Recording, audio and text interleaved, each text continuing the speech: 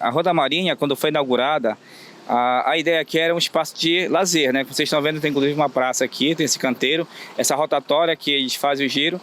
E ao mesmo tempo eles deixaram uma via acessível para todos, inclusive para nós ciclistas. Porque nós estamos vendo de um lado e do outro tem ciclofaixas, né?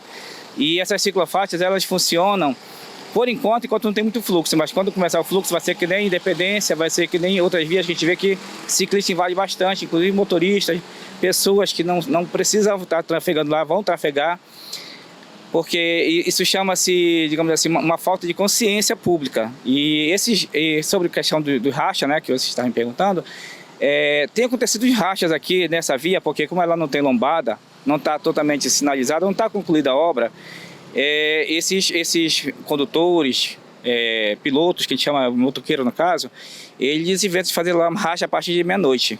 E aí o que acontece? Nós, ciclistas, né, a gente usa essa via aqui para a gente curtir um pedal. A gente vai para outros lugares, um pouco distante, e demora para voltar. Quando essa demora para voltar, a gente volta justamente no horário que a gente está fazendo racha.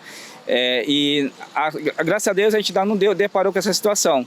Mas a comunidade em si, os moradores já denunciaram que é para a gente ter cuidado quando a gente voltar, para a gente não voltar muito tarde por causa dessa situação do racha. A gente não tem segurança aqui nessa área. Pois é, isso daí é uma coisa que não vai acabar enquanto não houver uma fiscalização de trânsito. A gente vê aí, tem câmeras, mas essas câmeras às vezes funcionam, às vezes não. Por saberem disso, alguns condutores, motoqueiros, eles não estão nem aí. Então um avisa o outro, olha, eu passei por lá, fui multado. Aí essa informação chega, que eles têm grupo, né? Com certeza tem grupo de WhatsApp, assim como nós ciclistas temos grupo de WhatsApp, eles também têm os deles. Então essa informação chega para eles e eles acabam fazendo essas barberagens de trânsito que causam justamente esse tipo de acidente com fatalidade, que foi o caso do rapaz que faleceu. E eu também tive um colega, recentemente, ele está hospitalizado, ele quebrou a perna, eu estou aqui com o raio-x dele, ele foi atropelado na Independência, na descida do viaduto, porque ele estava passando, o motorista acelerou e pegou ele no caminho e quebrou, fraturou a perna.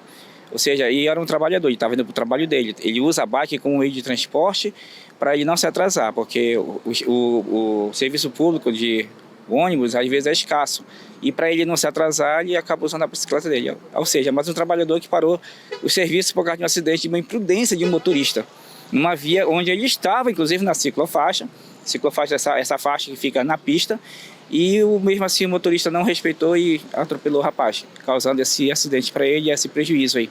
Em primeiro lugar, fiscalização viária. Os agentes de trânsito eles deveriam circular mais.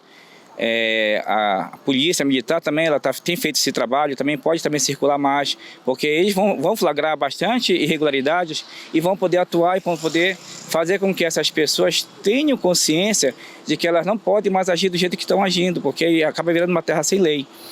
A gente tem leis, né, municipais, a gente tem leis estaduais, tem leis federais, de código de trânsito, tem o CTB, então tudo isso aí parece que não desanima ninguém, eles continuam fazendo o que eles querem, justamente porque eles sabem que não são punidos.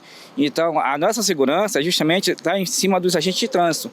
Se eles não estão no momento atuando, a gente fica totalmente inseguro, porque a gente não pode confiar em câmeras, a gente não sabe se estão funcionando, e a gente não pode confiar em lombadas, que inclusive aqui não tem nem lombada.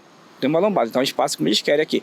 Então a gente não pode confiar em quase nada, a menos que a gente tenha um outro tipo de segurança que eu não sei se existe, outro modelo de segurança que não seja essa, a básica.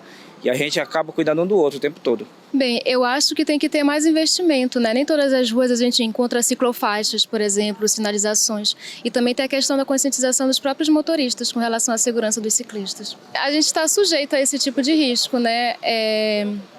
A nossa esperança é que haja mais fiscalização também com relação a isso, né?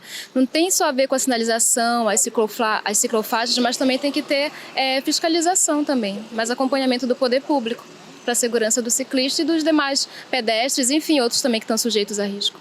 Eu acho que o maior risco é a questão de moto, né? Porque além deles andarem em alta velocidade, também dificilmente eles respeitam a questão de sinalização, questão dos ciclistas.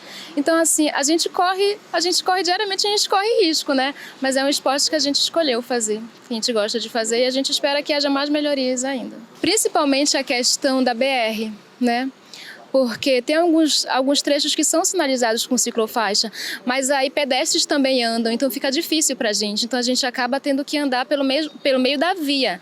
E a BR é muito complicada de andar, o trânsito também, o fluxo de carros. Sobre esse tipo de pessoa, ela escolhe colocar a própria vida em risco, né? Mas aí ela tem que se conscientizar que os outros, né, também tem outras pessoas que enfim, estão sujeitas a isso também. E eu acho que para coibir só fiscalização. Não tem jeito, o governo tem mesmo que investir na questão da fiscalização.